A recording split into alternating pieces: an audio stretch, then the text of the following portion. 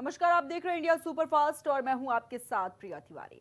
नेपाल ने सपने में भी नहीं सोचा होगा कि एक आम सुबह अचानक ऐसी तबाही लेकर आएगी जो पूरे देश को अंदर तक हिला देगी। बुधवार की सुबह सब कुछ सामान्य था, लोग अपने काम में जुटे थे, जिंदगी अपनी रफ्तार से चल रही थी। फिर घड़ी ने 5:15 बजाए और प्रकृति ने ऐसा कहर बरपाया मानो आसमान ही जमीन पर टूट पड़ा हो। कुछ ही पलों में पानी की ऐसी लहरें उठी जिनकी ऊंचाई देखकर इंसान तो दूर, मजबूत इमारतें भी बौनी पड़ गई। 5 मंजिल तक उठता सैलाब रास्ते में आने वाली हर चीज को निगलता चला गया। घर उजड़े, सड़कें डूबी, गाड़ियां खिलौनों की तरह बह गई और देखते ही देखते पूरा इलाका मौत और मलबे के समंदर में बदल गया। ये रिपोर्ट देखिए।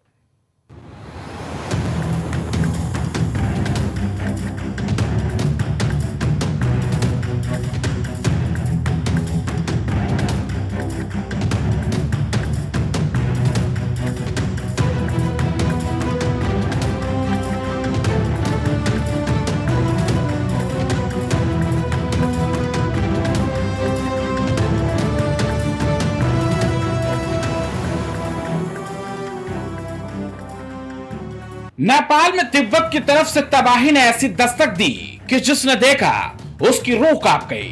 कुदरत के रौद्र रूप के आगे इंसान के बनाए तमाम सुरक्षा कवच चंद सेकंड में चकनाचूर हो गए। बड़ी बड़ी इमारतें, भारी भरकम पुल, सब कुछ ऐसे बहा जैसे तिनके पानी की धार में बहते हैं। मोटी कोशी नदी में आया ये सैलाबी तूफान नेपाल के लिए सिर्फ बाढ़ नहीं, काल बनकर आया। पानी का प्रहार इतना खौफनाक था कि देखते ही देखते जिंदगी मलबे में और बस्तियां खंडहर में बदल गईं।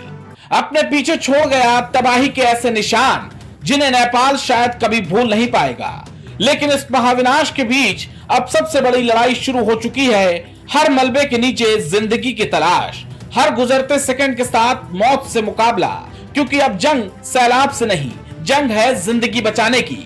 क्योंकि इस जल प्रलय में अब तक 160 लोगों की मौत हो चुकी है, जबकि 700 से ज्यादा लोग लापता हैं। लेकिन असली चुनौती अब शुरू हुई है, क्योंकि नेपाल के सामने सिर्फ मलबा हटाने की चुनौती नहीं है, चुनौती है उन 700 से ज्यादा जिंदगियों को ढूंढने की जिन्हें शायद अभी भी मदद का इंतजार है, जिनका अभी तक कुछ भी पता नहीं चला है।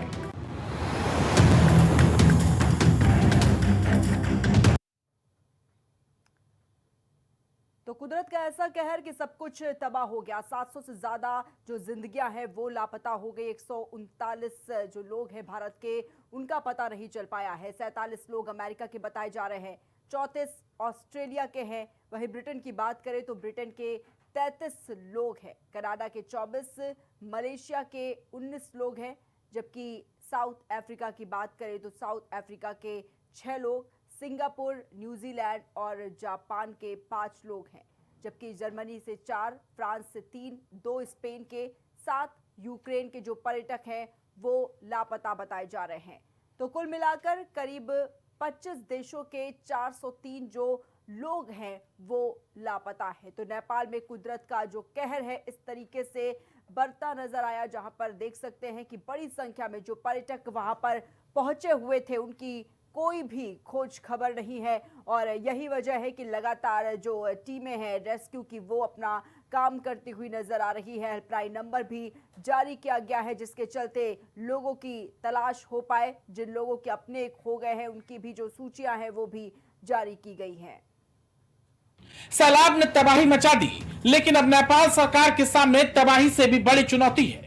लापता लोगों को तलाशना और सैलाब में फंसी जिंदगियों को बचाना। कई इलाके ऐसे हैं जहां पानी अभी भी मुसीबत की दीवार बनकर खड़ा है, जमीन का रास्ता बंद है, सड़कें गायब हैं और मदद वहां तक पहुंचना नामुमकिन। ऐसे में आसमान से शुरू हुआ जिंदगी बचाने का मिशन। रेस्क्यू के लिए 15 हेलीकॉप्टर मैदान में उतारे गए हैं जो दुर्गम इलाकों में फंसे लोगों तक पहुंच रहे हैं। और इसी ऑपरेशन की एक तस्वीर सामने आई है। एक युवक अपने घर की छत पर खड़ा है, चारों तरफ सिर्फ पानी, नीचे सैलाब और ऊपर आसमान। तभी दूर से एक हेलीकॉप्टर आता है और उस युवक के लिए मौत के समंदर के बीच देवदूत बन जाता है। हेलीकॉप्टर उसके करीब पहुंचता है, रेस्क्यू शुरू होता है और कुछ ही पलों में एक जिंदगी सैलाब की गिरफ्त से बाहर निकल आती है। यह तस्वीर सिर्फ रेस्क्यू की नहीं, उम्मीद की तस्वीर है, क्योंकि जिन इलाकों में पानी ने जमीन तक छीन लिया वहां अब हेलीकॉप्टर की उड़ान किसी जिंदगी लौटाने की उम्मीद बन गई है। कुदरत ने भूगोल बदल दिया, लेकिन इंसान की जंग अभी भी जारी है। सैलाब जितना भी ताकतवर हो, जिंदगी बचाने की जिद उससे बड़ी है। तो नेपाल में भयंकर तबाही का जो मंजर है वो सीधे तौर पर देखा जा रहा है। 13 हाइड्रो पावर प्रोजेक्ट, 19 पुल तबाह हो गए हैं। 42 किलोमीटर लंबा बेटरावती रासूर गाड़ी जो हाईवे है वो बह गया है। जबकि बात करें तो चेक पोस्ट पर खड़े 300 से जो ज्यादा वाहन है वो भी बह गए हैं।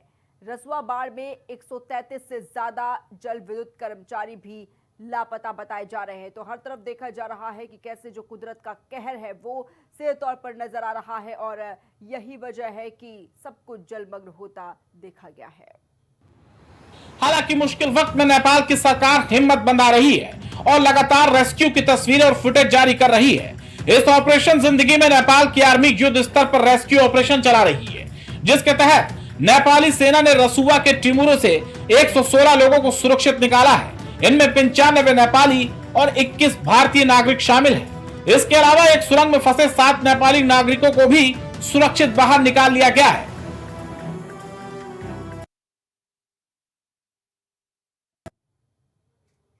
तो बाढ़ ये आई कैसे, अब वो भी आपको बताते हैं। नेपाल में बाढ़ का पानी तिब्बत के ऊंचे इलाकों से आया।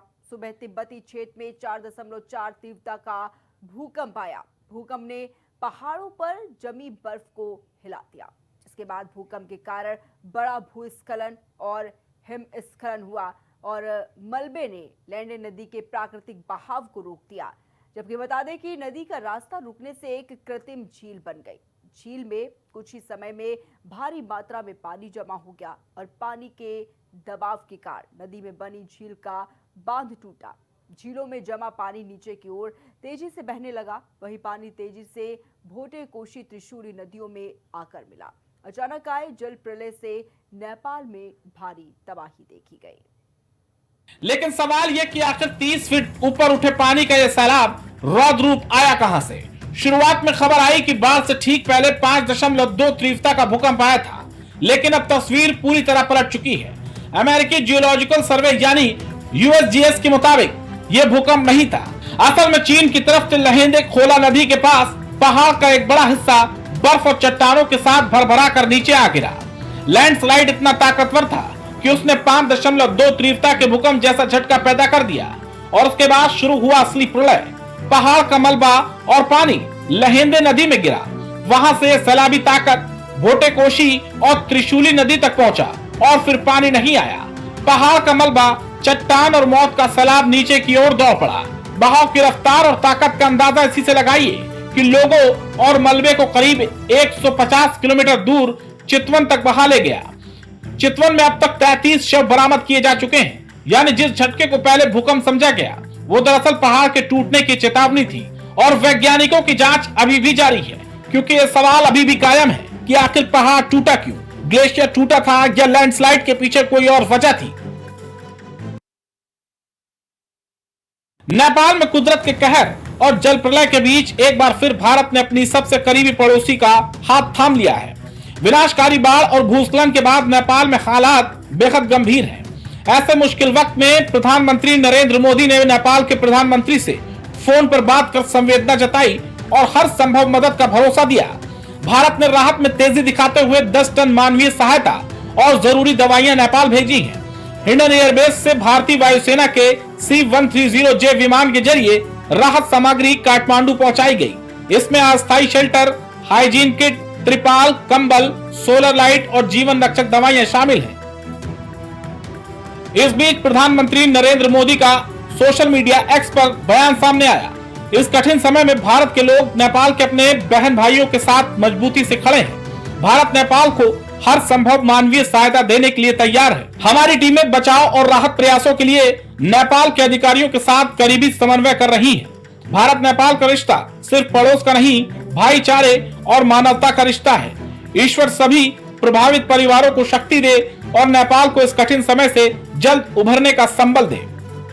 वहीं गृह मंत्री अमित शाह ने भी नेपाल की त्रासदी पर दुख जताते हुए सीमावर्ती इलाकों में प्रशासन और एनडीआरएफ को हाई अलर्ट पर रखा है, क्योंकि भारत नेपाल का रिश्ता सिर्फ सीमा साझा करने का नहीं, मुश्किल में साथ खड़े होने का रिश्ता है। नेपाल में आई जल प्रलय का खतरा अब भारत की तरफ बढ़ रहा है। नेपाल से आने वाली करीब 3 मीटर ऊंची फ्लड वेव बिहार के लिए बड़ी मुसीबत बन सकती है। इसका सबसे ज्यादा असर गंडक नदी और उससे जुड़ी नदियों में देखने को मिल सकता है। नेपाल का पानी त्रिशूली नदी के रास्ते गंडक तक पहुंचेगा और उसके बाद बिहार के निचले इलाकों में तेजी से जलस्तर बढ़ने की आशंका जताई जा रही है। खतरे को देखते हुए पश्चिमी चंपारण, पूर्वी चंपारण, गोपालगंज, सारण, मुजफ्फरपुर और वैशाली में खास सतर्कता बरती जा रही है। वहीं सीतामढ़ी और शिवहर पर भी प्रशासन की नजर बनी है। सिर्फ बिहार ही नहीं, नेपाल की तबाही का असर उत्तर प्रदेश तक पहुंचने की आशंका है। महाराजगंज और कुशीनगर में हाई अलर्ट जारी कर दिया गया है। यानी नेपाल में आया सैलाब अब सीमा पार कर भारत के लिए खतरे की घंटी बजा रहा है। नेपाल में तबाही का पानी अब बिहार और यूपी की तरफ बढ़ता देखा जा रहा है। देखना होगा कि इससे उत्तर प्रदेश की सरकार कैसे उभरती है। Desk report, India superfast. जंगल से निकलकर खेतों में, खेतों से गांवों में और अब शहर और हाईवे तक। मुरादाबाद में तेंदुओं का आतंक लगातार बढ़ता जा रहा है। 22 दिनों में तेंदुए 3 महिलाओं की जान ले चुके हैं। 20 से ज्यादा किसानों को घायल कर चुके हैं। करीब 50 गांवों के 1 लाख लोग दहशत में हैं। मंदिर मस्जिदों से ऐलान हो रहा है कि खेतों में मत जाइए। बच्चों ने स्कूल जाना तक छोड़ दिया। आखिर क्यों बदला है तेंदुओं का मिजाज? देखिए हमारी ये स्पेशल रिपोर्ट।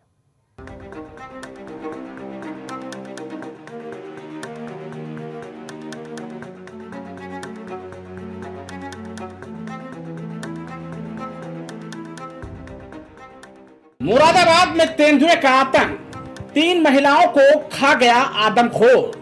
100 से ज्यादा तेंदुए, दहशत में 1 लाख लोग। मुरादाबाद में तेंदुए का खौफ नया नहीं है। जिम कॉर्बेट के बफर जोन से सटे इस इलाके में तेंदुए की आवाजाही आम रही है, लेकिन इस बार हालात बेहद डरावने हैं। महज 22 दिनों में तेंदुए 3 महिलाओं को नोच नोच कर मार चुके हैं और 20 से ज्यादा किसानों पर हमला कर उन्हें घायल कर चुके हैं। तेंदुए की दहशत ऐसी कि करीब 50 गांव के 1 लाख लोग घरों में सहमे हुए हैं। उत्तराखंड और यूपी के बॉर्डर मुरादाबाद जिले के तहसील ठाकुरद्वारे में पिछले 20-22 दिनों से तेंदुए ने आतंक मचा रखा है। तेंदुए के आतंक से अब तक तेंदुए ने लगभग 20 से अधिक लोगों को घायल कर दिया है। वहीं 3 महिलाओं की अब तक मौत हो चुकी है और प्रशासन इसमें बहुत अलर्ट नज़र आ रहा है। वहीं डीएफओ से बात की गई तो डीएफओ ने बताया कि अब तक 11 तेंदुए लगभग पकड़े जा चुके हैं और अभी कुछ तेंदुओं की और चहलकदमी गांवों में देखी जा रही है, जिसकी वजह से ग्रामीणों में खौफ का माहौल बना है और जगह जगह मंदिर मस्जिदों में, गांवों में मंदिर से मस्जिद से अनाउंसमेंट किया जा रहा है कि खेतों में निकलें तो अपनी झुंड बना कर निकलें। मुरादाबाद प्रशासन इसमें अलर्ट नज़र आ रहा है। वहीं एआई द्वारा निर्मित टेक्नोलॉजी का भी इस्तेमाल किया जा रहा है। थर्मल स्कैनिंग की जा रही है और सीसीटीवी कैमरों के द्वारा काफ़ी हद तक मॉनिटरिंग इसमें की जा रही है। वहीं एआई टेक्निक के द्वारा जैसे भी कोई जंगली जानवर उसके रेंज में आता है तो वो फ़ौरन डीएफओ के ऑफिस में अलर्ट कर देती है ताकि उससे प्रशासन अलर्ट हो। उससे अभी तक देखने में यह आया है कि प्रशासन को उससे काफ़ी मदद मिली है। मुरादाबाद जिले के अनेकों गाँवों में तेंदुए का आतंक नज़र आ रहा है तो वहीं प्रशासन भी उस और अच्छे से मॉनिटरिंग कर रहा है। अब देखने वाली बात ये होगी कि इस तेंदुए के आतंक से या दहशत से पूरा प्रशासन कब तक गांव वालों को सहूलत दे पाता है। अब आगे देखते हैं इस पे प्रशासन की क्या नज़र रहेगी। मुरादाबाद से इंडिया सुपरफास्ट के लिए सलमान की रिपोर्ट। सोचिए, जिस खेत में रोज किसान बेफिक्र होकर जाते थे, आज वहीं जाने से लोग डर रहे हैं। मंदिरों और मस्जिदों में लगातार ऐलान हो रहा है कि किसान खेतों की तरफ ना जाएं। डर इतना बढ़ गया कि लोगों ने अपने बच्चों को स्कूल भेजना तक बंद कर दिया। लेकिन सवाल यह कि आखिर तेंदुए इतने हमलावर क्यों हो गए? क्यों तेंदुए का बदला मिजाज? बिना उकसावे इंसानों पर हमला, सीधे गर्दन पर झपट रहे तेंदुए। 22 दिनों में 3 महिलाओं की मौत, 20 से ज्यादा किसान घायल, एक शावक समेत 11 तेंदुए पकड़े गए। लेकिन तेंदुए का आतंक सिर्फ खेतों तक सीमित नहीं है। अब शहर और हाईवे के आसपास भी तेंदुए दिखाई देने लगे हैं। दिल्ली लखनऊ नेशनल हाईवे से सटे इलाकों में टीएमयू अंडरपास के पास भी तेंदुए देखा गया। वन विभाग के मुताबिक जिले में करीब 100 से ज्यादा तेंदुए हो सकते हैं। वन विभाग तेंदुओं को पकड़ने के लिए पूरी ताकत झोंक रहा है। करीब 50 एक्सपर्ट्स इलाके में कैंपिंग और गश्त कर रहे हैं। जगह जगह 29 पिंजरे लगाए गए हैं और थर्मल ड्रोन से भी तेंदुए की तलाश की जा रही है। लेकिन तेंदुआ जितना खतरनाक है, उसे पकड़ना उतना ही मुश्किल। इसके बारे में जैसा कि सभी लोग अवगत भी हैं और पिछले ये अगस्त में शुरू हुई और एक पहली घटना जो लालापुर पीपलसाना में हुई थी, उसके बाद से लगातार जो है वन विभाग और प्रशासन की तरफ से इसमें प्रयास किए जा रहे हैं कैसे उसको घटनाओं को रोका जाए। उसके लिए बराबर गाँव में लोगों को प्रचार प्रसार करते हुए कि खेतों में कैसे जाएं, कैसे करना है, कैसे नहीं करना है, तो वो अपील की जा रही है। और इसी क्रम में जो है केज लगा के ट्रैप केजेस के माध्यम से पकड़ा जा रहा है, जिसमें अभी तक 8 तेंदुए जो है वैसे आ चुके हैं और एक बच्चा जो है रेस्क्यू हुआ था।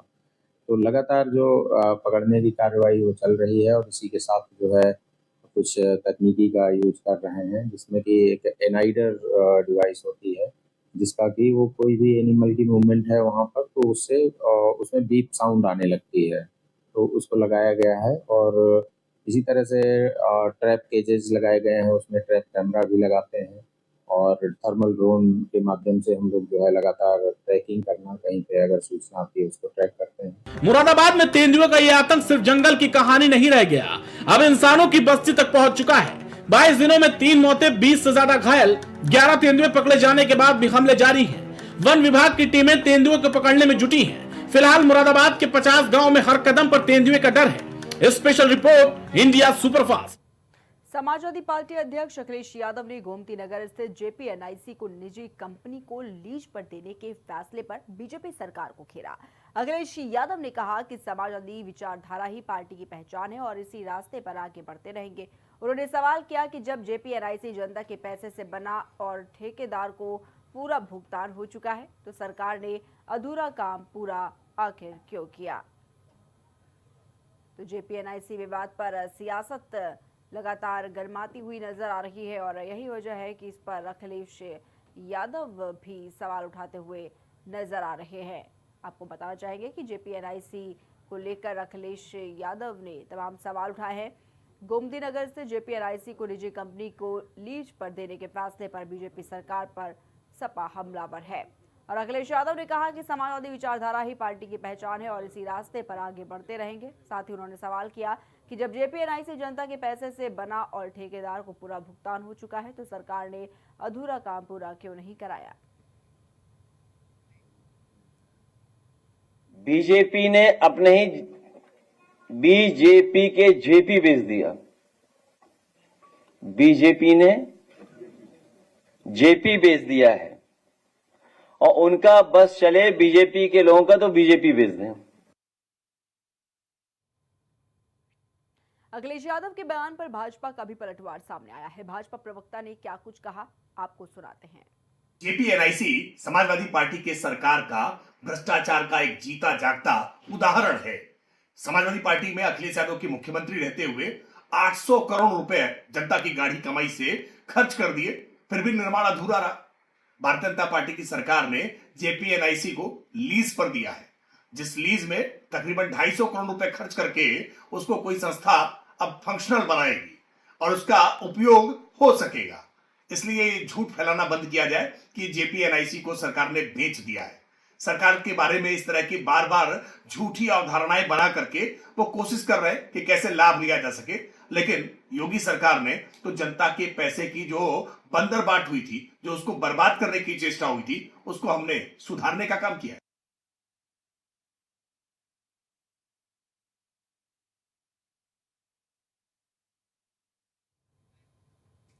रक्षाबंधन पर यूपी सरकार ने बहनों को बड़ी सौगात दी है। सीएम योगी आदित्यनाथ के निर्देश पर 27 अगस्त यानी आज सुबह 6 बजे से 29 अगस्त आधी रात तक यूपीएसआरटीसी की बसों में महिलाओं को मुफ्त यात्रा की सुविधा मिलेगी।